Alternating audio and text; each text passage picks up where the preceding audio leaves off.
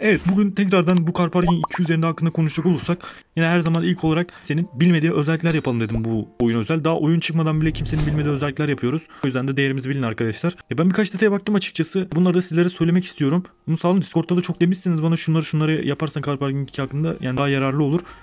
Bir de önceki videoda yorumlarda bayağı bir demişsiniz yani şu detayı kaçırmışsın, bunu sonraki videoda söyler misin falan diye. Ben de bilgi olarak toplayıp hepsini çekmek istedim. Kanala katılanlar için şimdiden çok teşekkür ederim. Siz de kanala katılarak bizlere destek olabilirsiniz. Eğer Car Parking 2 hakkında bizim daha bilmediğimiz şeyler varsa bunu mutlaka yorumlar kısmına yazmayı unutmayın. Şimdi dilerseniz videomuza geçelim efendim.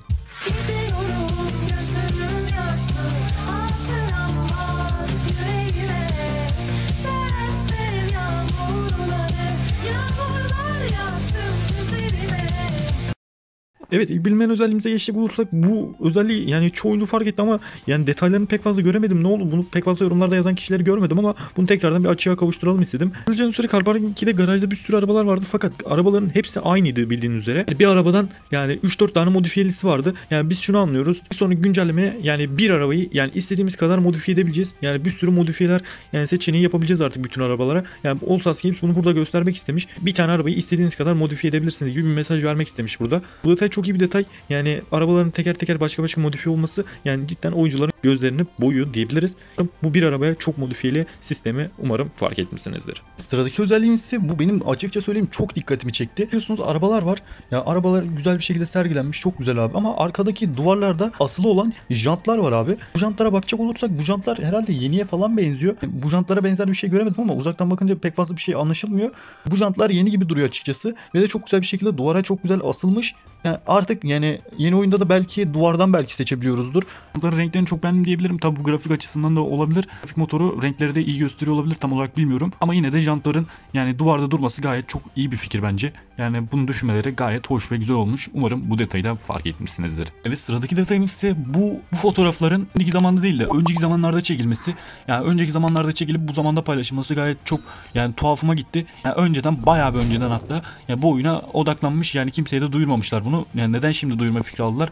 Yani onu tam olarak bilmiyorum. Herhalde yani mapleri falan, arabaları falan modelliyorlardı. Orasını bilemem. Sol alttan da şöyle gördüğünüz üzere oyun tarihi vermişler zaten, paylaşım tarihi falan. Şundan ne anlarız? Yani bu adamlar ta önceden başlamış diyebiliriz. Yani herkesin fikrine gelmeden ya bu detayları çalışmaya başlamış diyebiliriz. Gayet de çok iyi yani önceden başlamaları. Yani sonradan yani yarım yamalak geç yapsalardı yetiştiremeyebilirlerdi. Yani burada sol altta tarih vermişler. Yani tarih vermeleri de çok güzel. Benim de dikkatimi çekti. Bu sol alttaki tarih detayını fark etmişsinizdir. Önceden paylaştıklarını gösteriyor diyebiliriz buna. Özelliğimiz ise bu oyunda bir tuş olarak gelmiş ve de reportlama gibi bir şey galiba herhalde bu.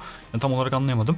Evet, şu fotoğrafta gördüğünüz üzere yani sol üstte debug mu ne, öyle bir garip bir şey yazıyor. Bunun çeviriye şey yapacak olursak da hata ayıklama gibi bir şey. Yani bir oyunda hata görürseniz, bug falan görürseniz herhalde o tuşa basıp yani büyük ihtimal yani hatanın sebebini ve kaynağını yazacaksınız. Buradan da direkt yani bu oyun yapımcıların mailine ulaşacak herhalde. Tam olarak anlayamadım bunu. Tuş koymuşlar. Bu herhalde mantıklı. Yani bana göre mantıklı geldi. Bu Car Parking'de var mı yok mu tam olarak bilmiyorum ama yani bu oyunda olması gayet çok güzel ve detaylı olmuş diyebiliriz. Yani zaten oyun bir de yeni ya. Yani yeni olmasına rağmen yani bu hataları görüp de yani artık yani report edebileceğiz buradan. Oyun yapımcılarına ulaşmış olacak bu yazdıklarımız. Umarım ulaşır diyelim yani. Bu hata ayıklama tuşunu fark etmişsinizdir. Detayımız ise gene bu tuşlarla alakalı. Yani debug tuşunun sağ üstüne bakacak olursak yol işareti var. Yani bu yol işareti neden koymuş? Yani adam büyük ihtimal ya bu fotoğrafı karakterin FPS'inden çekti. Yani bu ne demek oluyor? Yani bu garaja girebiliyoruz herhalde karakterle. Ya ben bunu anladım diyebilirim sizlere. Ya bizim böyle bir garajımız var, özel karakterlerle falan girip istediğimiz arabaya binip çıkabiliyoruz mu dışarıya? Tam olarak anlayamadım ama bu büyük ihtimal bir karakterin FPS'inden çekilmiş veya arabadan da çekilmiş olabilir. Bak şu ortadaki sarı Audi park edilmemiş bir şekilde yolun ortasında öyle sabit duruyor. Garajımızda belki arabayla geziyoruz da olabilir veya normal karakterle yürüyerek de geziyor olabiliriz. Garajımız böyle canlı olarak gezmek gayet çok güzel olur. Böyle arabaları böyle canlı canlı görebilmek bayağı iyi olur. Yani menüye gitmekten, teker teker bakmaktansa böyle topluca bir şekilde yani bir karakterin gözünden veya bir arabadan incelesek yani cidden çok güzel detay olacağını düşünüyorum. Yani umarım da böyle yapmışlardır. Yani her istediğimizi getireceklerini söylüyorlar ama yani ben tam olarak yani hak veremedim bunlara. Yani büyük ihtimal göz boyamak için şey yapıyorlar ama tam olarak bilemiyorum. Ya zaten ben para sisteminden şöyle sağ üstte para sistemine baktıktan sonra şu Tasimov'un oyunu var ya, onunki gibi bir şey çıkacak herhalde. Ben öyle düşündüm. Yani Unity yapımı bir oyun olduğunu çok belli ettirecek arkadaşlar bir oyun bence. Parking o kadar çok belli ettirmiyor ama bu bayağı bir yani ikinci oyun bayağı bir sırıtacak gibi. Beklemede kalacağız diyebilirim sizlere. Sıradaki detayımıza bakacak olursak sıradaki detayımız çok küçük bir detay. Gözü keskin olanlar iyi görür diyebilirim bunu. Ya bana da bir takipçimiz dedi, sağ olsun, ben görememiştim açıkçası. Ve bu fotoğrafta Mercedes'in içine bakacak olursak Mercedes'in içinde içinde bir tane karakter var abi. Karakter yani Car Parking'deki karakterlere benzemiyor. Büyük ihtimal karakterleri de değiştirdiler bana göre. Yani sadece karakterin kapşonu mu artık ne garip bir yerleri gözüküyor. Yani sadece kafasının yarısı falan gözüküyor. Anlayamadım onu. Serisinin içinde de bir karakterin olduğunu yani burada göstermek istemişler. Karakterleri de bir tık değiştirdiği havası mesajı vermeye de çalışmış olabilirler. Tam olarak bilmiyorum ama Mercedes'in içinde bir adam varmış. Yani adam öyle binip bekliyormuş. Car Parking 1'deki gibi. Diğer arabaların içine bakacak olursak diğer arabaların içinde normal olarak insan yok arkadaşlar.